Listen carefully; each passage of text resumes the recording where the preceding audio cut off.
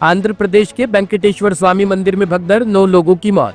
आंध्र प्रदेश के श्रीकाकुलम जिले में एक बड़ा हादसा हुआ है। काशीबुग्गा स्थित विजया वेंकटेश्वर मंदिर में भगदड़ मच गई। इसमें 9 श्रद्धालुओं की मौत हो गई और कई घायल हो गए। घायलों को तुरंत पास के अस्पताल ले जाया गया।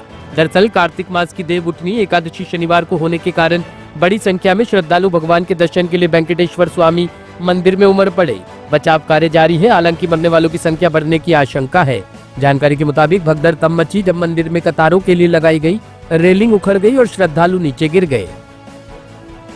बिहार चुनाव के बीच भाजपा सांसद और अभिनेता रवि किशन को जान से मारने की धमकी और गाली गलौज वाले फोन कॉल आए, जिसके बाद उन्होंने गोरखपुर रामगढ़ ताल पुलिस स्टेशन में शिकायत दर्ज कराई है। इस शिकायत के बाद पुलिस महकमे में हड़कंप मच गया।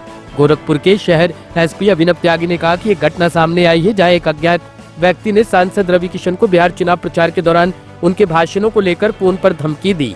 मामला दर्ज कर लिया गया है। रामगढ़ पुलिस स्टेशन में संबंधित धाराओं के तहत मामला दर्ज किया गया है और जांच जारी है। प्राथमिकी के अनुसार भारतीय न्याय संहिता 2023 की धारा 302, 351(3) और 352 के तहत मामला दर्ज किया गया है। शिकायत गोरखपुर लोकसभा क्षेत्र के रवि किशन शुक्ला के निजी सचिव शिवम द्विवेदी ने दर्ज कराई है।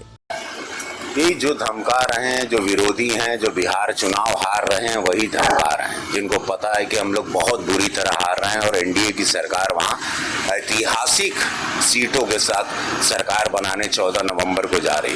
वही लोग फ्रस्ट्रेटेड होके हमको धमका रहे हैं। उनकी धमकी जेन्युइन भी हो सकती है, होगी शायद, इसीलिए एक सांसद को, एक सुपरस्टार को धमकाने की हिम्मत रखें। उनके पीछे कितने लोग हैं वो सब पकड़े जाएंगे, बचेगा कोई नहीं।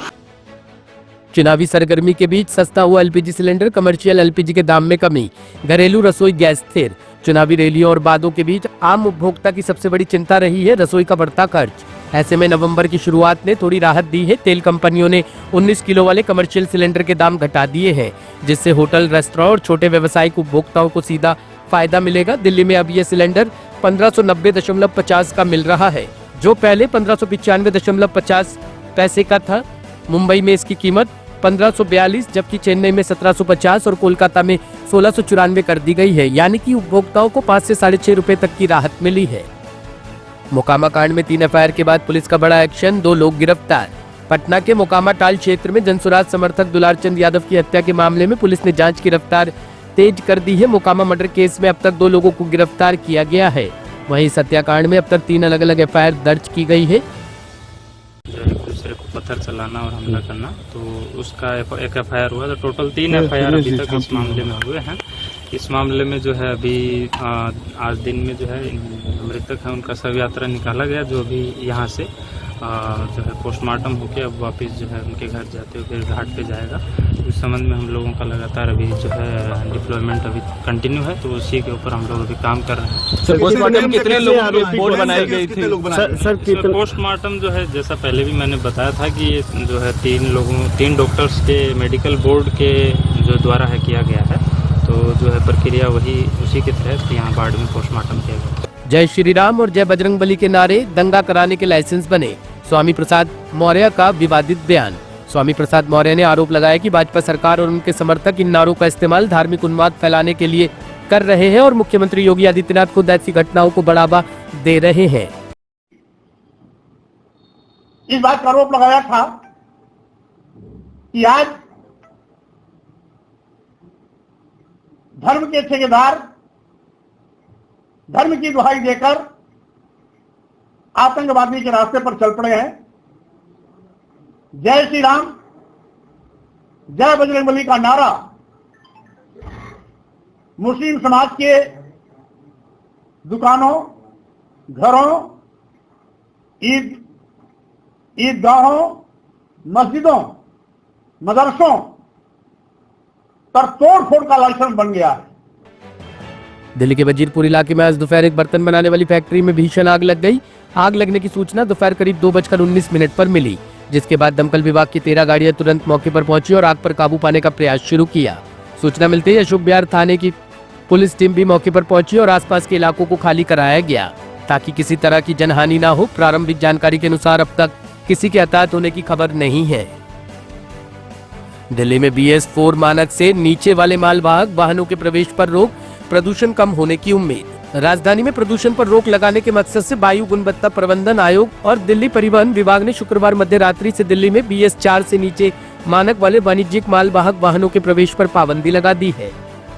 BS 3, BS 2, BS 1 ये गाड़ियां दिल्ली में प्रवेश नहीं करेंगी। इन गाड़ियों के लिए डीजल की गाड़ी है, अदर स्टेट की गाड़ी, वो रिटर्न करेंगे उस गाड़ी को, यू टर्न करवा देंगे यहाँ से। ये यू टर्न है, इधर से वापस कर देंगे उस गाड़ी को। वो बता तो दिया BS 3, BS 2 और BS 1 डीजल की गाड़ी नहीं, उसके लिए नहीं है अभी, गुड्स व्हीकल के लिए बस। दिल्ली पुलिस की स्पेशल सेल ने राजधानी में बढ़ते गैंगवार पर एक बड़ी कार्रवाई करते हुए कुख्यात चेनू गैंग के 2 गुर्गों को गिरफ्तार किया है। ये दोनों आरोपी सीलमपुर इलाके में हशीम बाबा गैंग के सदस्य मिसवाह की हत्या में शामिल थे। पुलिस जांच में खुलासा हुआ कि दोनों ने मिसवाह पर करीब 15 से अधिक गोलियां बरसाई, जिससे उसकी मौके पर ही मौत हो गई। यह हत्या दिल्ली में 2 आपराधिक गिरोहों के बीच चल रही पुरानी दुश्मनी का परिणाम बताई जा रही है। स्पेशल सेल की टीम ने जिन 2 बदमाशों को गिरफ्तार किया है, उनके नाम प्रिंस गाजी और चेनू के एक रिश्तेदार के रूप में सामने आए हैं। दिल्ली में वकील और पुलिस में फिर तकरार, थाने में घुसकर वकीलों ने की पुलिस वालों की पिटाई।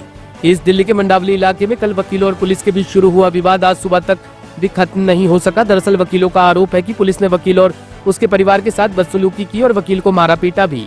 पुलिस के रवैये से नाराज शादरा बार एसोसिएशन ने आज कड़कड़डुमा कोर्ट में पुलिस की एंट्री पर बैन लगा दिया है। नायब कोर्ट को भी कोर्ट में एंट्री नहीं मिलेगी, सिर्फ जेल से कैदियों को लेकर आने वाले पुलिस ही कोर्ट में एंट्री कर सकेगी।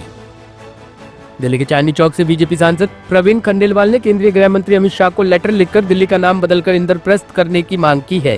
गृह मंत्री को लिखे गए इस लेटर में उन्होंने कहा कि यह परिवर्तन केवल नाम का नहीं बल्कि भारत की आत्मा और ऐतिहासिक परंपरा के पुनर्जागरण का प्रतीक होगा। शनिवार को अमित शाह को लिखे गए इस पत्र में प्रवीण खंडेलवाल ने लिखा कि इतिहास साक्षी है कि महाभारत काल में पांडवों ने यही यमुना तट पर इंद्रप्रस्थ नामक राजधानी की स्थापना की थी। बाद में ये नगर व्यापार, संस्कृति और शासन का केंद्र बना। सुल्तान काल और मुगल काल में शहर का नाम दिल्ली विकसित हुआ, जबकि 1911 में ब्रिटिश शासन ने नई दिल्ली को राजधानी घोषित किया।